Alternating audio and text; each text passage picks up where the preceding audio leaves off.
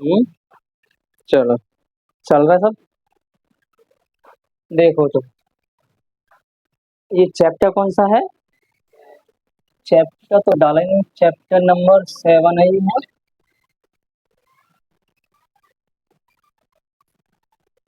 Chapter है आपका 7।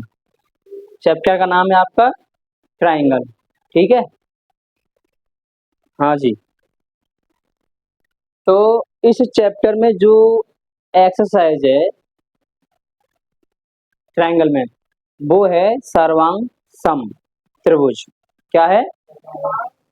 त्रिभुज। इंग्लिश में क्या बोलते हैं? Congruent triangles. क्या बोलते हैं? Congruent triangle. इसका मीन्स ये है कि सर्वांग सम त्रिभुज किसे कहते हैं? सर्वांग सम त्रिभुज किसे कहते हैं? जो आकार और माप में क्या हो? समान। आकार माप में समान हो। आकार जानते हो? साइज। माप मतलब मीजर है, मेजरमेंट। समझ आ गया? नहीं आ गया? तो साइज मतलब ट्राइंगल साइज में और मेजरमेंट में इक्वल हो। ओके। दूसरी कंडीशन, जिन्हें एक दूसरे पर अध्यारोपित किया जा सकता हो। क्या? अध्यारोपित जानते हो? अपलोड मतलब कैसे? आपको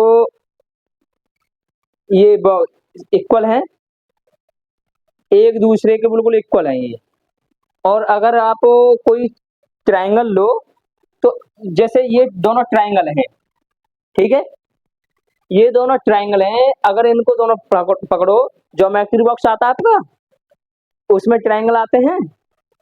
तो अगर देखा जाए दोनों को नाप के जैसे बराबर इक्वल निकले, तो एक दूसरे पे रखे इक्वल बैठेंगे वे। अध्यारोपित कर दिया जाए तो इधर से इधर आगे पीछे ना हो, ज्यादा ना हो, कम ना हो, है, इसे बोलते हैं अध्यारोपित। यदि ये कंडीशन हो जाती है, ठीक है ना, ठीक। अच्छा, दूसरी, अगर प्रत्येक त्रिभुज के संगत भाग बराबर है। क्या? संगत मतलब कि, हाँ, करेस्पॉन्डिंग। क्या? करेस्पॉन्डिंग बोलते हैं। ये क्या होते हैं देखो, करेस्पॉन्डिंग बनते हैं नहीं बनते हैं? करेस्पॉन्डिंग बनते हैं नहीं बनते हैं? है जी, बनते हैं। जब हम आपको इसे पढ़ाए थे, two equal to parallel line, है ना, तो देखो इस तरीका से लाइन खींच रही है, तो ये वाली हो गई, तो करेस्पॉन्डिंग एंगल बनते हैं। या फिर आपने देखा होगा, या तो इधर से देखो ये है, या फिर इधर से भी तो खींच के बताई थी, तो क्या कहलाती है ये? Corresponding side. तो संगत भाग बराबर होते हैं, मतलब करेस्पॉन्डिंग पार्ट, क्या, ऑफ कॉन्ग्रुएंट ट्राइंगल। ये क्या है? सीपीसीटी। क्या? सीपीसीटी। इससे क्या समझ में आता है? अगर हम ये प्रूफ कर दें कि ये दोनों ट्राइंगल कॉन्ग्रुएंट ट्राइंगल हैं, ठीक है ना, कॉन्ग्रुएंट ट्राइंगल का जो सिंबल है वो कौन सा है?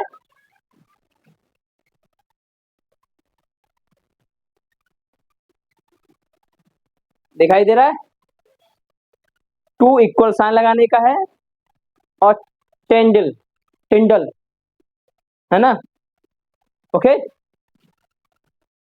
समझ आ गया? ये आपका सिंबल है। जैसे A B C triangle, A B C और ट्राइंगल पी क्यू आर का क्या है? कॉन्ग्रुएंट है। क्या है? और आपको बता दें, मैक्सिमम आपको ये सर्वांग सम त्रिभुज नहीं बोला जाएगा, कॉन्ग्रुएंट ट्राइंगल ही बोलेंगे, इंग्लिश में ही बोलते हैं ज्यादातर, ठीक है। हाँ जी। देखिए, त्रिभुज इस तरीका से बनाते हैं, ए बी सी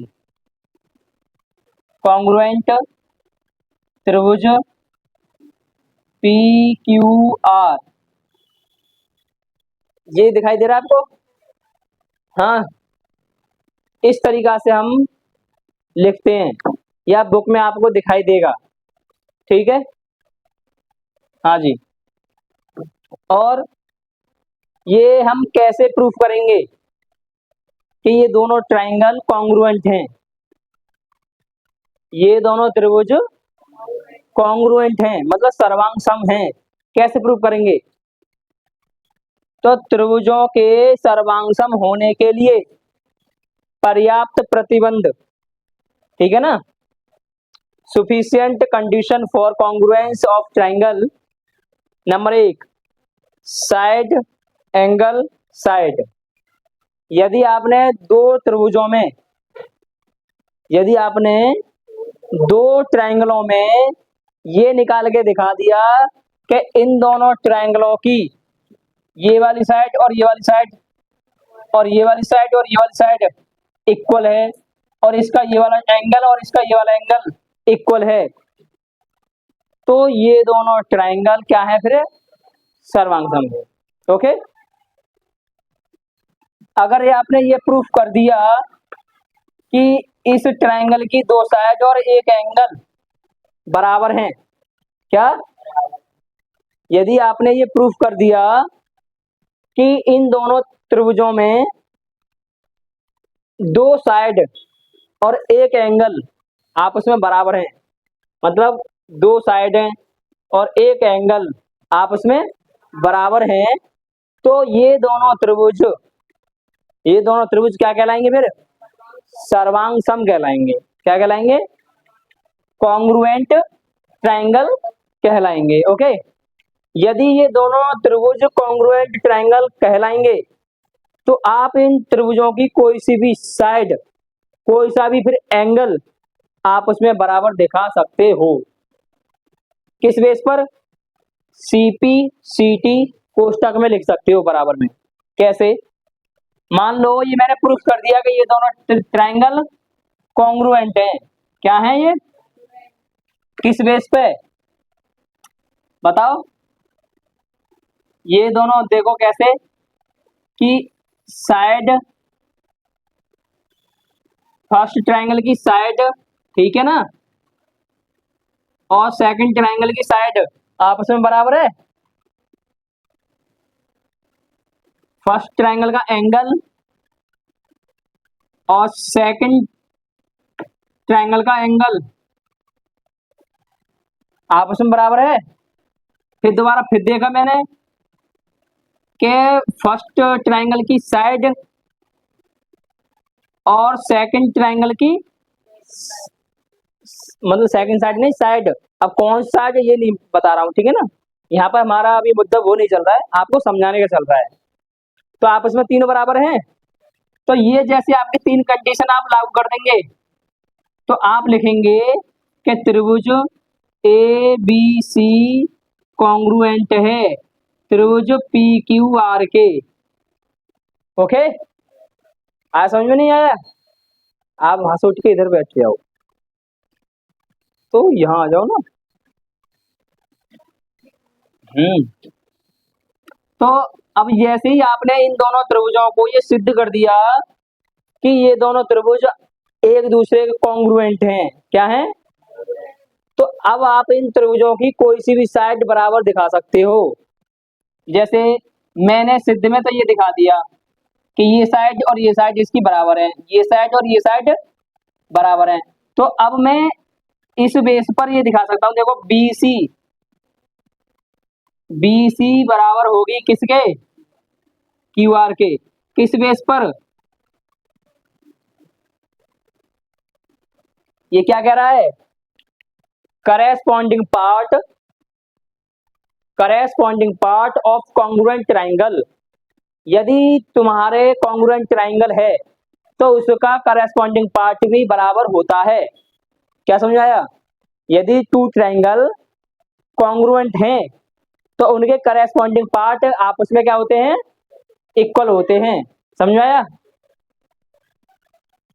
दूसरा देखो, एंगल साइड एंगल, अगर आपने ये प्रूफ कर दिया कि दो ट्रायंगलों के दो एंगल बराबर देख रहा हूं मैं, है ना, कैसे भी आपने सिद्ध कर दिया, किस बेस पर सिद्ध कर दोगे मैं बताऊं? अभी बताता हूं। ये त्रिभुज आपको इस तरीका से नहीं मिलेंगे, समझा रहा कुछ? उसमें आपको त्रिभुज पहचानने पड़ेंगे।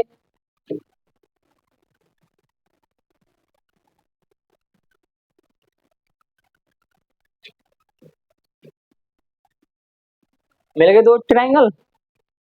अब आप इस ट्रायंगल को, जैसे हमने ए बी सी डी ये नाम दे दिया। अब इसमें दो ट्रायंगल है, कौन कौन से? ए बी डी और बी सी डी। अब इन्हें प्रूफ करो। तो अब ये जो है ए बी सी डी एक क्या है? पैरेललोग्राम। क्या है? मतलब चतुर्भुज। क्या है ये? हाँ चतुर्भुज। और चतुर्भुज के कोई सा भी समांतर चतुर्भुज के, या ये रेक्टेंगल मानो या स्क्वायर मानो, ये सब किस में आते हैं? चतुर्भुज में आते हैं। तो आपका उनका कोई सा भी कोण 90 डिग्री का बैठता है, तो इसका मतलब ये भी 90 डिग्री का और 90 डिग्री का।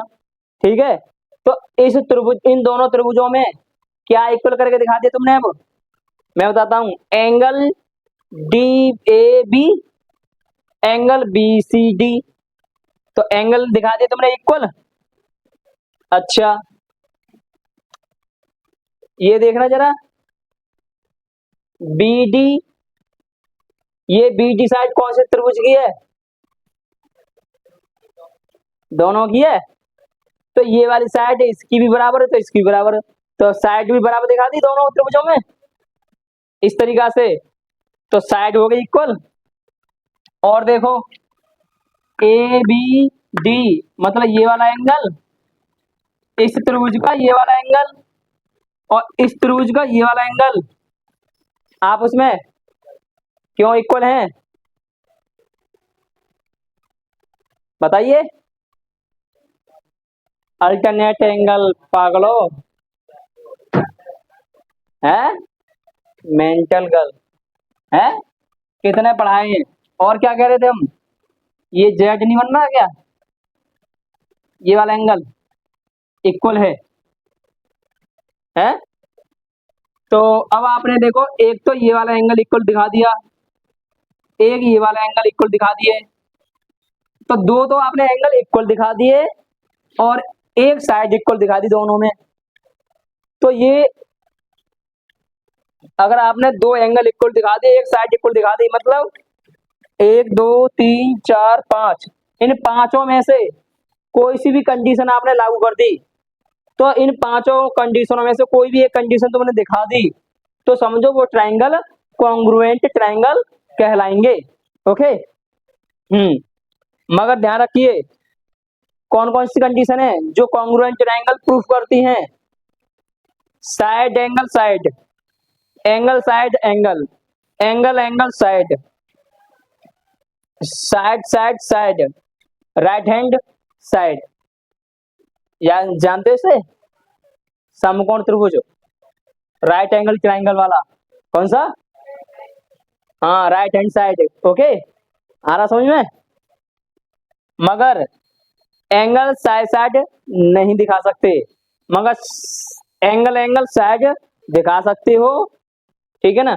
अब आप कहोगे कि सर इसमें और इसमें क्या फर्क है? फिर इसमें दो एंगल है तो सही और एक इसमें साइड है। अरे एक्चुअली क्या है कि जैसे आपने एंगल शो ऑफ किया, फिर साइड फिर एंगल। ओके, इसमें आप एंगल एंगल भी ऐसे शो ऑफ कर सकते हो और साइड एंगल शो ऑफ कर सकते हो, मगर ये नहीं कर सकते, angle side side show off नहीं कर सकते। ओके, ये रूल है।